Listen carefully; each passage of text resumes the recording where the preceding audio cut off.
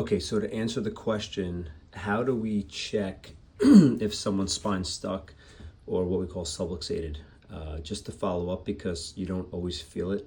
So we do 3 tests during the exam, and this was a question. So the first one is we lay the patient face down on the table, and we do what's called motion under pressure. It's motion palpation. It's a hands-on check of the spine. So we're going through and we're feeling the individual joints in that person's spine to feel if there's any joint play, if the joints are restricted, if they're stuck, if they're locked up.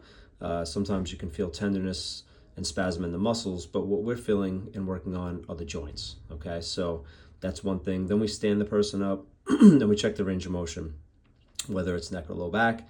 And then in the low back, because this is a question, how do we objectively check the low back with x-ray? This is what normal should look like. So we have the person stand up, so now they're loaded against gravity, and we have them laterally bend. And what we're looking for is this pinching and gapping. So in other words, like it comes together on the side you bent into, and then it opens up on the other side.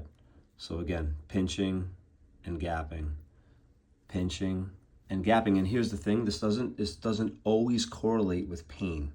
It doesn't always correlate with pain. Okay, so that's what you want to see. So I show people that. I'll say, hey, listen, this is what we want to see. And then we pull up their x-ray.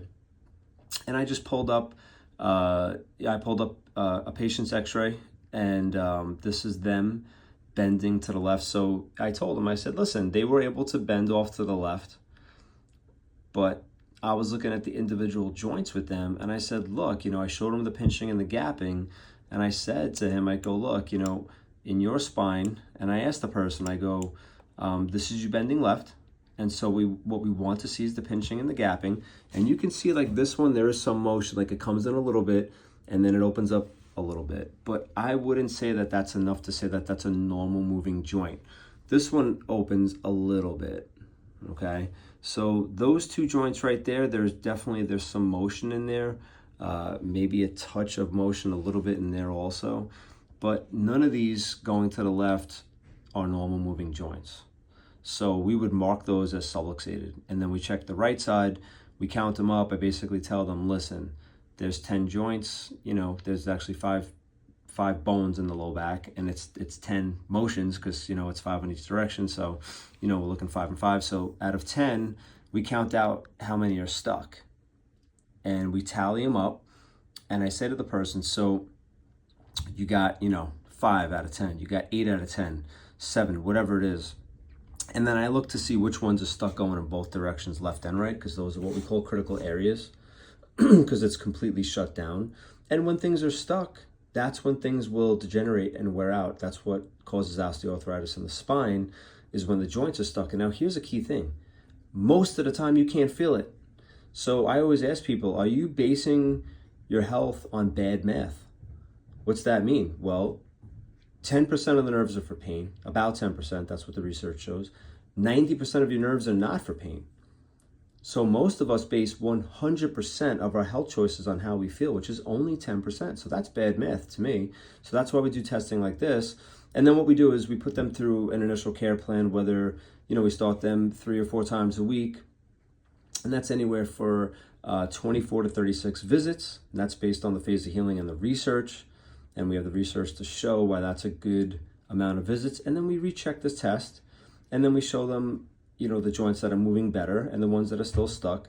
But we always want to see a reduction in those stuck joints. So as the person starts to feel better and they're able to function better and they can sit for longer at work, they can lift their kid, they can change diapers, they can work out, longer into their workouts, they can run, they can walk, they can go on the beach, they can do whatever it is that they're looking to do. We're going through those specific goals with the person, but we're then objectively showing them, hey, listen, I know you're feeling better, and obviously life is better because that's what it's all about, is your quality of life and your activities of daily living. But now we can also objectively see that, hey, look, your spine's moving better. So this was a question. It's a great question, by the way. And so I just wanted to kind of answer it with a quick example, and just show, in black and white, like one of the tests that we do in the office. but it's cutting edge. And this is why, patients not only get an amazing consultation and exam when they come in, but then they also get great care, and then we also do follow-up testing. And that's something that's very unique in our field. Only about 5% of doctors are doing this before and after like this. So, all right, hope that makes sense. And this is Dr. Emil Tassi.